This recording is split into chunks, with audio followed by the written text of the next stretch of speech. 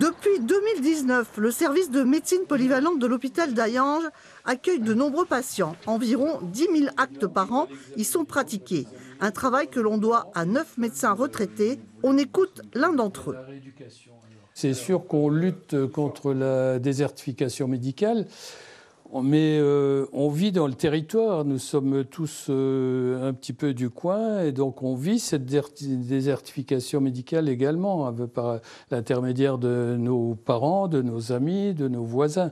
Donc on a le moyen d'agir. Nous, on a le moyen d'agir. Donc on agit. Alors, on va passer à côté, donc je vais vous examiner. Et les patients sont plus que satisfaits. Je suis venue ici parce que je ne trouvais pas de docteur. Voilà. Alors ici, j'ai eu de la chance qu'ils m'ont voulu encore. Ouais, parce que les autres docteurs, soit ils étaient trop remplis, ils ne prenaient plus les vieilles personnes. Et puis voilà.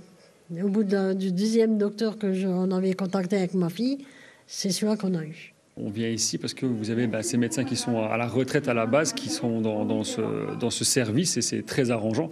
Parce que, voilà, que ce soit sur Doctolib ou par téléphone, ou même si vous passez dans un cabinet, c'est très difficile d'obtenir un rendez-vous, d'avoir un médecin traitant sur le long terme aujourd'hui. D'ailleurs, l'équipe de médecins retraités a été rejointe par une médecin de 30 ans et la porte est ouverte à d'autres jeunes. On a réalisé, je pense, une magnifique digue contre la désertification médicale, mais une digue en sable qu'il faut absolument consolider par une volonté politique déjà, par l'arrivée de nouveaux médecins, des jeunes médecins bien sûr, ou en tout cas des médecins qui ont plusieurs années de carrière devant eux.